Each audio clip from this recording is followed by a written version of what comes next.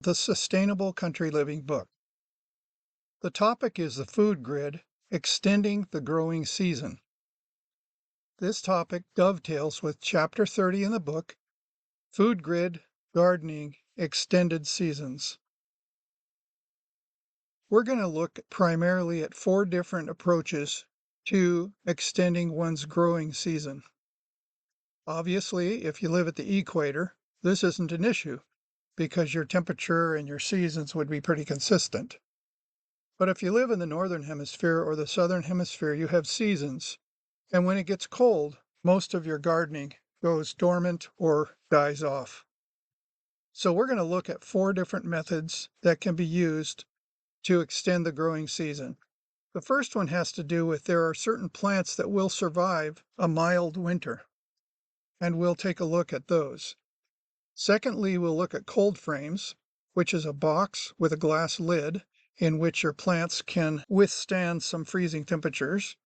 Then we're going to look at hoop houses, which are more of a temporary, inexpensive kind of a greenhouse.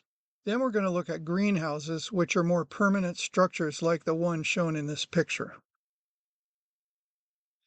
So to begin with, we're going to take about 10 minutes and have my friend Andrew Rice, who is a university biology instructor, explain the theory of extending a garden's growing seasons. How to extend your growing season and maximize the output potential of your garden and eat fresh food through the winter. So some things to consider to start off with is you want to consider where you are in the world, in your latitude, and that determines the day length that you have.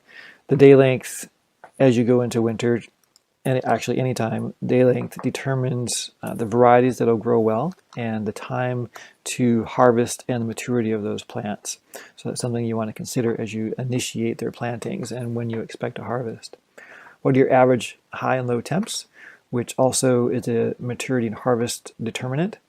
And then also, what kind of potential do you have for cover, as in moderating your temperature? So that can greatly extend your growing season, and that can be in the form of greenhouses, which have heat added to them, cold frames, which just take the ambient temperature and protect, or hoop houses, those types of things. So depending on where you are in the world, in the summertime, you can see on the lower right graph, have about 14 plus hours of daylight. And 10 hours of daylight is about the turnover in time frame for when things are growing well. The blue graph you can see is at a latitude about 41 degrees, as it's a northern latitude situation, and we're about 45, so just above between the orange line and yellow line on the graph, and that gives you an idea of what the day length is like. The left side of the graph has the hours per day, and you can see the maximum hours are between the end of May or March, end of March to the end of September. So those are the maximal growing times. After that, growing from planting to harvest slows down considerably, but as we'll see in the presentation, you can still have harvest, you just have to plan ahead for it.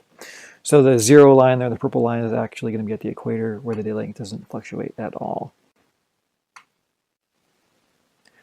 So you can get graphs that give you some of these things that can help you with your planning. The daylight hours here for Mount Vernon, Washington, for example, and the temperature variation averages. The averages don't show the high or the lows because we can actually have inside that average low temperature. For example, in January and February, in the past we've had weeks in the teens, but those averages can mask those severe depressions.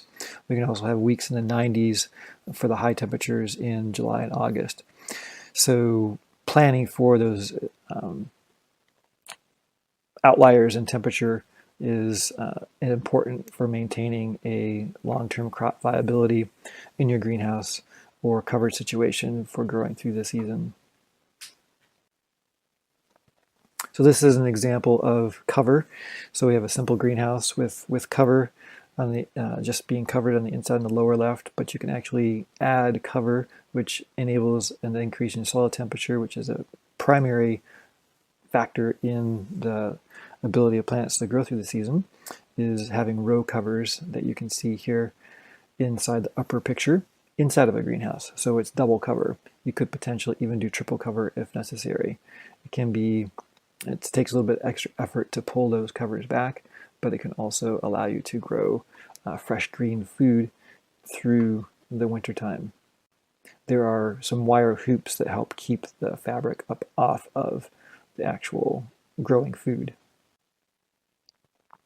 So you want to be thinking about your winter crop in August. That would be the time when you want to be planting your seedlings. So start them so they're ready to transplant in September, and you want to get them transplanted into the ground so that they can develop a root base and continue to grow. Growth does not stop, it just slows down as long as you can keep them from freezing.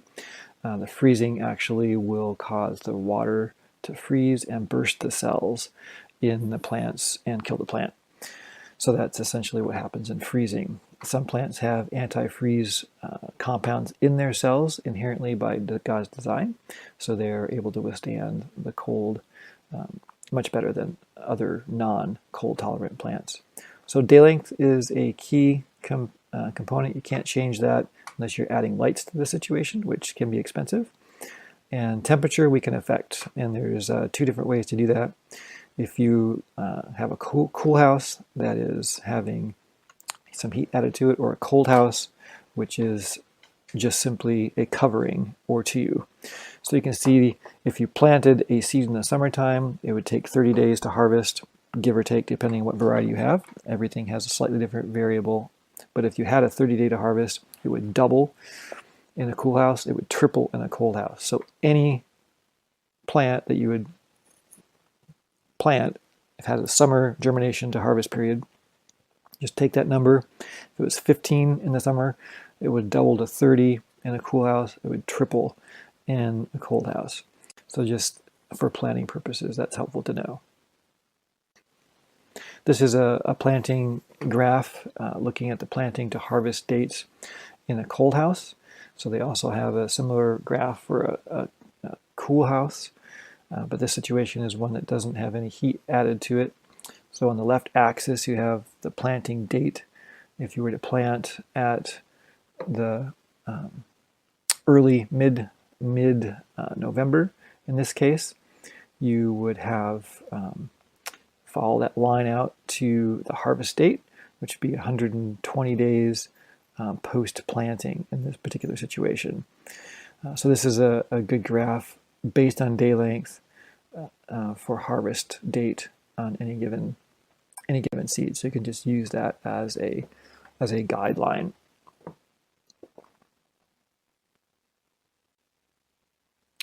So this is a similar chart that's used for summer growing. Tells you when you should do cover or do transplant and cover for various plants, starting them. It doesn't show them growing through the season. It doesn't actually have harvest dates. It just has growing dates.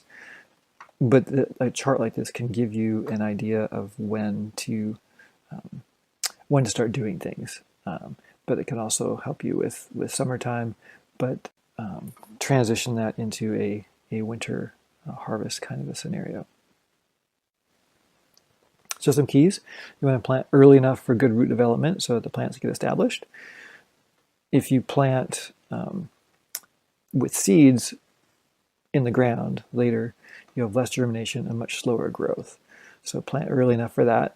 September, as October gets around, you start getting cool and slowing down considerably, and the day length considers. You want to plan for more plants if you need a certain volume. So if you're planting a particular crop of lettuce, say for example 2 rows in the summertime for your family, you would want to have a higher volume because of the slow growth in the wintertime to provide the same amount of lettuce for your family. So it slows considerably until you get 10 hours of daylight returning in the spring. And again, double layering can change the climate zone 2 or 3 or 4, which is significant if you're in a northern latitude. So this looks like they actually have snow on the outside of their cold frame here, and they have row covers on the inside, giving additional temperature modification on the inside. So aids heat retention in the soil, which is important for maintaining the growth throughout the year. So here's some examples of some cold hardy plants. Not exhaustive, but some examples. So mache is the upper right, so it's a good salad green. Can also, the variety is Vit. Miner's lettuce, it's actually a wild plant too, but you can grow this through the season. Clatonia, it's a good lettuce, mineral rich, that can be utilized for salads grown through the winter. Beets, you can use both the roots and the tops. Sometimes you can actually have those stored in the ground and just pull them as you need them. But if you use the tops for beet greens, they can be grown inside and grown through the season. 59 calories per cup of beets. So calories is something that people need to sustain life, and so calories are important for existing, for living, as well as the other micronutrients and things that are primary constituents of greens. Spinach varieties, Palco, Space, others can also work, but these are nice because they're cut and come again. You can cut them and they'll grow back up like grass, regrows after cutting. So 41 calories per cup cooked, for example, so that's a good calorie source as well. Endive, Bianca riccia, so that's a good salad growth.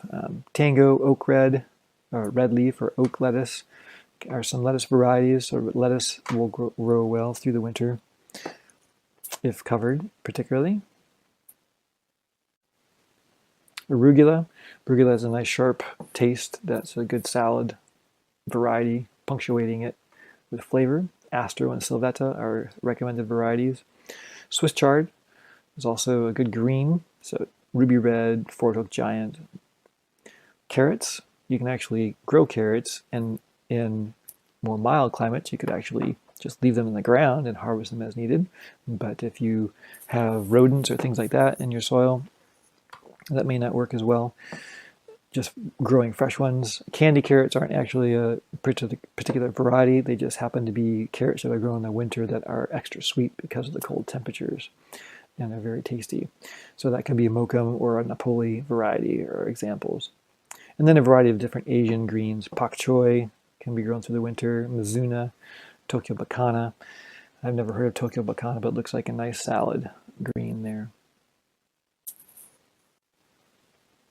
Leeks are a good winter crop. Tadorna. Scallions, onions, Walla Walla and Olympic in particular because they're short day varieties and will grow well in a short day scenario as in the winter. Turnips and turnip greens are also something that can be grown through the winter under cover. Potatoes, you can actually grow potatoes under cover through the winter. They'll be ready by mid-March if you have an early February planting indoors. So that'd be something that would take up a little bit more space inside, but are a good source of calories too when your main potato crop may be already exhausted. Our next professional is Mark McColmer from Pennsylvania. He's one of the 3 people who had Back to Eden Gardens. His was in Pennsylvania, while the originators was in Washington State and a second one in California. Mark is an organic gardener, and he's going to tell us a little bit about some of the things he's able to grow in the winter. Well, here we are in the borough of Gettysburg at our home. Every year I put the lid on the cold frame, and underneath we grow spinach and lettuces, and I'm going to show you what we have under here now. Here we have lettuce and spinach and beets that have wintered through. I have put some new plants in, and they're, as you can see, they're doing really great. They like that warm temperature under there. But we've been eating these for a couple of months now, the spinach anyway. Looks like we really need to get eating more. But it's nice to have these things early in the spring. Our next master gardener is Elliot Coleman. He's very well known. He's a published YouTuber, and this is a book that is documented. It's called Winter Harvest Handbook, Your Round Vegetable Production Using Deep Organic Techniques and Unheated Greenhouses. In this short video, Elliot Coleman is going to show us some of the plants that he grows in the winter. Then we have these carrots, which we just planted. They're right next to our cabbages. And that's another thing we can plant, and that would be your brassicas. We also have some cilantro that's coming up on its own, along with another row of beets. We also have some cold hardy lettuce down in here. We've got some collard greens that's going to take over this entire bed as soon as they get going. A few more cabbages that are a little more mature, and then turnips, which I'm going to be eating at Christmas. I think that we've got a couple that are coming along pretty well. And also arugula. And arugula does not like the warm weather at all. It wants to bolt. This has a really nice peppery, lemony flavor. Now I'm going to show you pictures of some of our plants that survived the winter. And we didn't have, admittedly, a harsh winter. We didn't get much snow, if any at all, and it didn't get really cold, but it did freeze. So this will give you an idea of some vegetables that you can grow even in the winter. This is onions. And by the way, these pictures are after the season. They're about April. So they've actually made it clear into spring. So these are onions. And we would go out and pick the greens off and put them on our baked potatoes and things like that. They tasted just perfectly fine. This is broccoli. Now you can see it's already bolted. There's flowers, etc. And so even though it's beyond its edible stage, it had already started growing some heads, you might say, of broccoli. And they tasted really good, actually. They were small, but they were good. This is kale. Kale is good all winter long. It can survive a pretty harsh winter. These are beets. You can eat the beet leaves all during the winter. And this is cabbage. What happened here is my wife cut the cabbage head off and harvested it. But then this grew up in its place, and you could eat these leaves through the winter and into the spring. Same with this red cabbage. And here's parsley. It does quite fine all winter long. And we don't even replant it. It just grows all the time, year after year, in the same pot. And here are carrots. Now, carrots, you just leave them in the ground all winter. And here are the carrots, and this has been through the winter, and it's now into the early spring, and they're still good. Then, to extend your growing season, you can also make starts ahead of time in the house or in a warm place. This is a grow light setup. It's got trays with plants that were started from seed, and they're sitting on a heated mat, and it's on a timer. So you don't leave the light on all the time, 24/7, but you do like it would be in the daytime. And so the light's on in the day and it shuts off at night. So what you see in the picture here are baby cucumbers, peppers, basil, and they are starts that will be transplanted into the ground once they're at this stage right here. And then these are tomato starts. We're a little bit late in planting them because we're working on some other raised bed projects that are getting in the way, but these tomato plants were started from seed, and they are doing really well, and they will be transplanted into the greenhouse. Now, after we've talked about different kinds of plants that can be grown in the winter, most plants can't. So we're going to look at different structures that can be designed to shelter those plants that normally couldn't withstand being out in the open in the freezing cold. The first kind that we're looking at is called a cold frame. A cold frame is basically a box with a glass lid that can be opened. And then your plants are on the inside, and the lid, when it's closed, will trap the cold air out and the warm air in from the sun. This picture shows someone who is obviously using a cold frame in the winter. You can see the snow on the ground. You can see this individual is dressed quite warm. but the plants in the cold frame are green. So this method does work. Now here's another type of a cold frame. This one isn't made out of wood, it's made out of cinder blocks. This would be fairly easy to build. What you would do is you would find your recycled glass frames, and then you would build your design of the cinder blocks around the sizes that your windows are dictating. And then you would just simply lift the windows off to work on it and put the glass windows back on when you're done.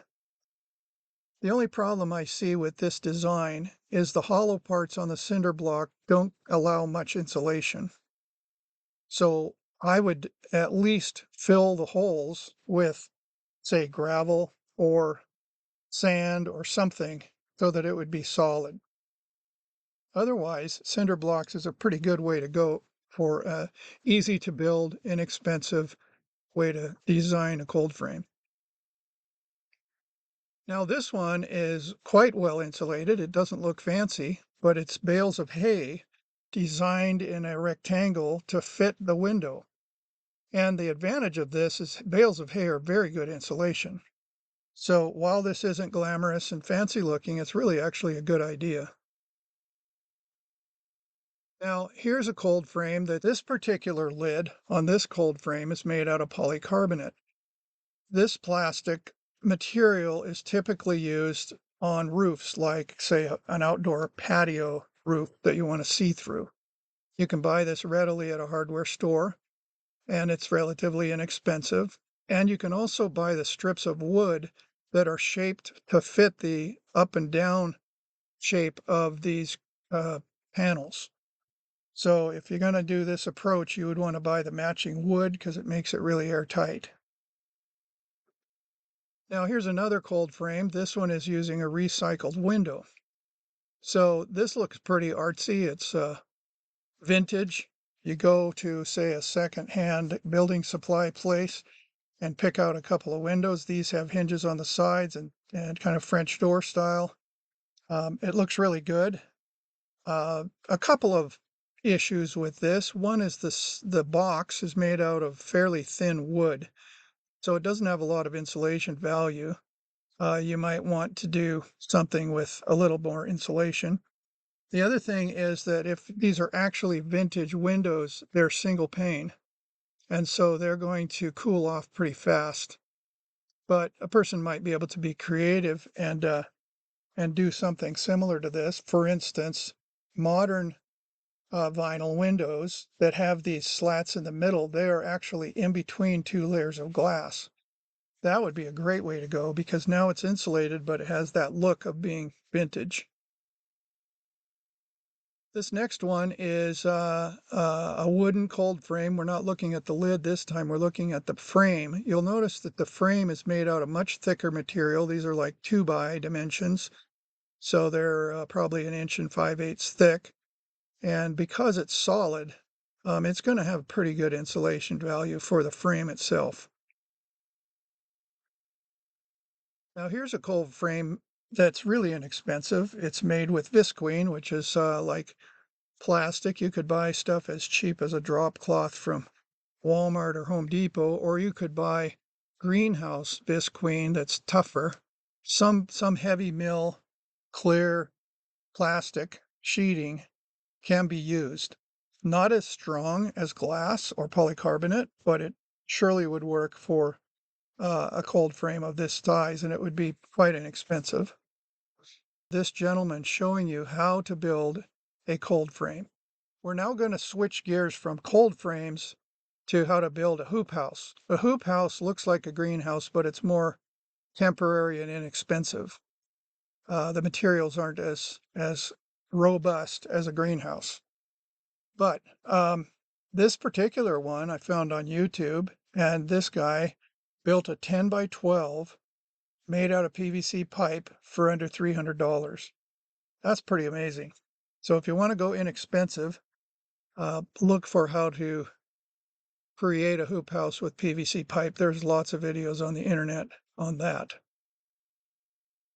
And I even found on the internet a video of a gentleman that built a much bigger one, a 14 by 20, And this one is made out of PVC pipe, just bigger.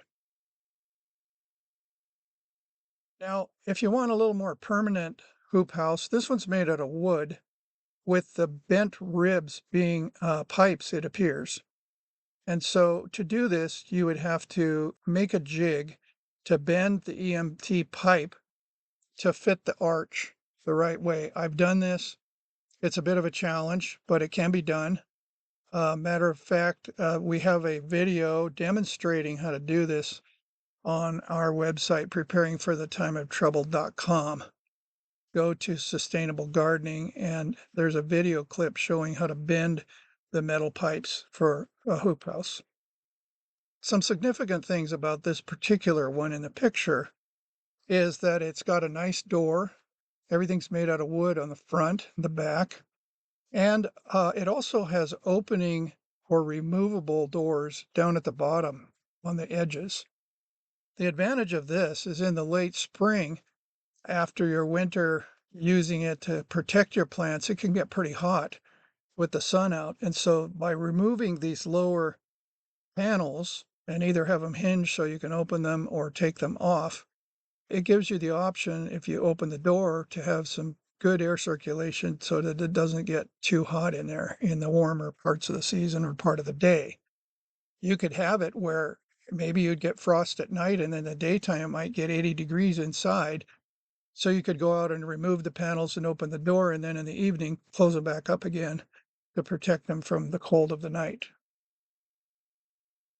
This one here is really interesting. You can see this is a really big greenhouse, and it's built out of metal EMT.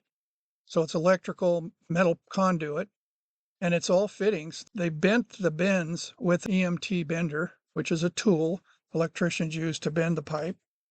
And then they have these fittings to connect them all together. It makes quite a nice looking and strong structure. There's a video on YouTube about this. Now that we're talking about greenhouses, I wanted to show you one that I built. This was our first country home, and this greenhouse was attached to the house with a slab floor that was lower than the house, so you would step down from inside the house to get in. The cement floor tapered to the middle with a drain, so if you were watering plants, it wouldn't get all trapped, it would drain. The glass was glass at this time period, this is many years ago, people were switching to double pane or triple pane glass, and these were people who had taken the glass out of a sliding glass door, single pane, and had replaced it with double pane. So you could buy these single pane panels from a glass shop like really cheap. So I was able to build this with those. So what I did is I went to a mill locally and I bought rough cut dimension lumber that they cut to the size I wanted for these beams, and they looked really nice.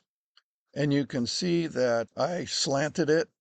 Again, these are recycled single pane sliding glass door panels. You could buy panels that are double pane, and then you'd have more of an insulating factor.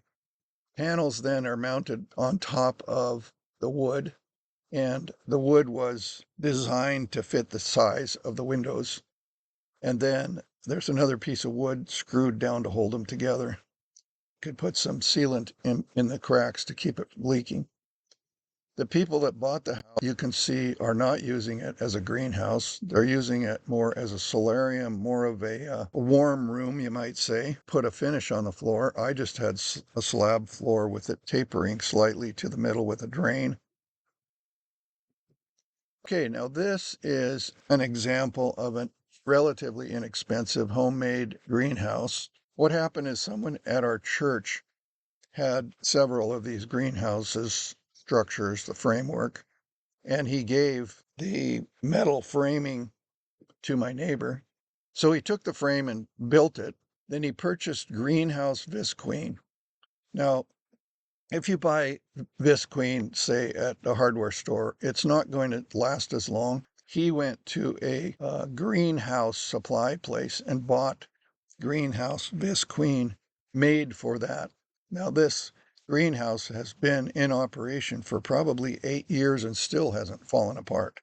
If you used Visqueen from, say, Home Depot, it's probably going to last a year in the weather and maybe not survive a storm. Couple of observations here. The lower right corner of that end has a fan. It's just simply a box fan from a hardware store. So he framed it in, and then you can set it up with a timer if you want, and that way you can have circulation when it's too hot. The other observation is the French door. That particular door was one that I bought because I was going to build my own greenhouse from scratch like this. And I had gone to a recycling secondhand construction materials business, and I found this really nice French door setup. Now, a lot of times, if you have a door like this, there'll be sliders, like a patio door, and that isn't what this is. These are French doors. They both open, but they're in a frame, so they're all one unit. So I bought that with building my own greenhouse in mind, and then we ended up opting for a commercially made kit. And so I gave the French doors to my neighbor, and he incorporated it into his greenhouse. And this greenhouse, by the way, is made out of a metal piping EMT. Okay, then another option is you can buy a kit. This particular picture is a company in Canada that makes greenhouses, and they have standardized kit sizes, but they also can custom build them to fit your needs. This company is BC Greenhouse Builders, I believe is the name of them, in British Columbia, and their United States distribution arm is out of Washington State, and they ship all over the country. That company's name is Charlie's Greenhouse, and you can find both of them on the internet. So we ended up building our own with one of those kits. In this particular application, we wanted it to fit up against the building. So we had them build the kit to match the length of our wall. And then we were fortunate enough on two things, and that was to have the higher end of it not get into the window. It's below the window. And the other thing is the shed roof goes the other way. So if there's a bunch of snow and it slides off, it doesn't slide onto the greenhouse. But some really nice features about this. You can either get these with glass, and in that case, the glass isn't bent on the corner there, or you can get polycarbonate. In this case, it's double wall, 3/8 polycarbonate, so you can bend it. So when you put it together, you bend it around that corner, and they have a video and they have written instructions. And they have great tech support if you get in trouble. You'll notice that up along the top ridge, there are what they call vents that are open partway, and there are two of them one on either side of the door. These have a really neat setup in that, and I think these are made in Sweden or someplace, but there's a mechanism that doesn't require electricity that will automatically open and close the vents based on the temperature. It has a wax piston inside of a cylinder, and as the wax gets hot, it pushes against the spring and opens the vent. So we have a door, and then we have two vents on each end, and then four vents on the top. And I added inside a box fan I bought from Home Depot, happens to be the right 2-foot size. And I made, if you look way in the back in this picture, you can see the fans. I made a bracket to mount them in front of the vents. When it gets to, and I have a timer or thing on it that's temperature controlled, when it gets to 85 degrees, it automatically turns the fans on. When it gets back below 85, it shuts off. So the vents open up, and when they can't keep up because it's too hot, then the fans kick on automatically.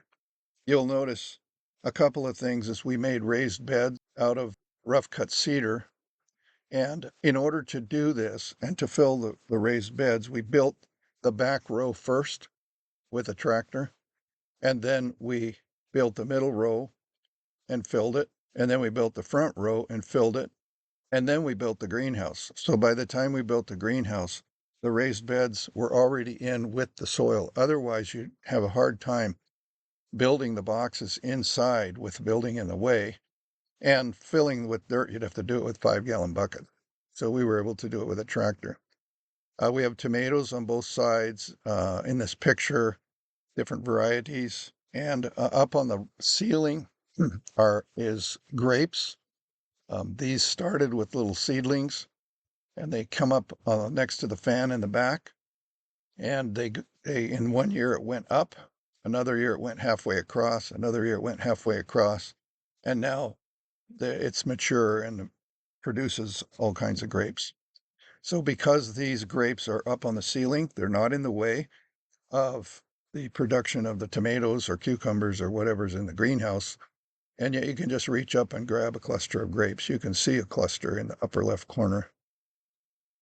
With winter fast approaching and snowstorms predicted, it's important to consider ways to protect your plants and crops from the colder conditions. Imagine waking up on a cold morning to discover that your greenhouse has turned into a frozen wasteland. The power's been out for hours, and without heat, your crops, months of hard work, are now withered and lifeless. All that effort gone in the blink of an eye. So, how do you protect your crops from winter's worst? The answer lies in a time-tested method straight from the Amish way of life.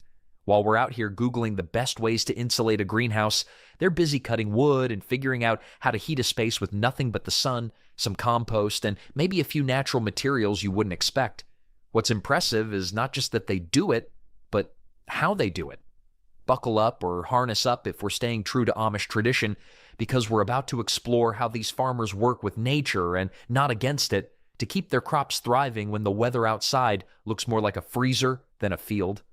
Let's get right into it. According to the Amish, when you're trying to heat a greenhouse without electricity, your best bet is to go for the original tried and true heat source, the sun. No monthly bill, no wires. The Amish have got it down to a science. So next time you see the sun peeking through the clouds, think like the Amish and ask yourself, how can I make this thing work for me? The answer? Build smarter, not harder, and wear sunscreen. Always wear sunscreen. Next up in being smart and efficient like the Amish when it comes to heating up your greenhouses without the need for electricity lies in mastering thermal mass. Now, I know that sounds a bit too much like something from your high school physics class, but stick with me. This is one of the coolest tricks the Amish use to keep their greenhouses warm without ever flipping a switch. And I promise, there's no test at the end. So, what exactly is thermal mass? In simple terms, it's when you use materials like water, stone, or bricks to absorb heat during the day, then slowly release that heat at night when things get chilly. The Amish are pros at this. Just like them, you can fill your greenhouses with materials that store up heat like squirrels storing nuts for winter. Stone floors, walls made of brick, and even big barrels of water all act like little solar-powered batteries. During the day, the sun shines in, and these materials soak up all that lovely warmth. When the temperature drops at night, they start releasing the heat, keeping the plants cozy even when it's freezing outside. It's kind of like giving your greenhouse a heated blanket, but one that doesn't need to be plugged in. Here's a little Amish secret. Water is one of the best materials for thermal mass. It has a high heat capacity, which is just a fancy way of saying it can absorb a ton of heat without getting too hot too fast. You can learn something from the Amish farmers and make sure to line the walls of your greenhouse with barrels of water to maximize this effect. Think of them like mini heat reservoirs. A 55-gallon water barrel can hold enough heat to keep a small greenhouse warm through a chilly night. That's some pretty good mileage for something as simple as water. It's not just water. You can also make use of heavy materials like stone or brick, which absorb heat from the sun during the day and release it slowly overnight. If you ever walk into an Amish greenhouse, you'll likely see stone pathways or thick, dark bricks lining the walls. It's not just for looks, either. Those materials are doing some serious work behind the scenes, keeping the temperature steady like the reliable grandpa of greenhouse heating. Did you know that for every square foot of thermal mass in a greenhouse, you can reduce the need for extra heating by up to 15% just by adding a little bit of stone or a few barrels of water? In a world where heating bills can run as high as the electric company's Christmas bonuses, that's some seriously good news. However, one thing you have to keep in mind is that it's not just about tossing in any old materials. The key to thermal mass, as said earlier on, is using materials that can absorb a lot of heat during the day and release it slowly at night. Dark colored materials work best because they absorb more sunlight, kind of like how your black t-shirt feels 10 times hotter than your white one on a sunny day. So, like the Amish, it's best to opt for dark stones, bricks, or even large dark clay pots. These not only look great in a greenhouse, but do double duty by helping to regulate the temperature. Thermal mass is like that one friend who's always cold and keeps every blanket in the house, but then ends up warming the whole room. You're annoyed at first, but then you realize you're all benefiting from their blanket hoarding. It's the same with these stones and water barrels. They take all the heat during the day, but they're generous enough to share it with everyone later. So, next time you're thinking about heating your greenhouse, let your stones and water do the work. It's efficient, eco-friendly, and most importantly, it works.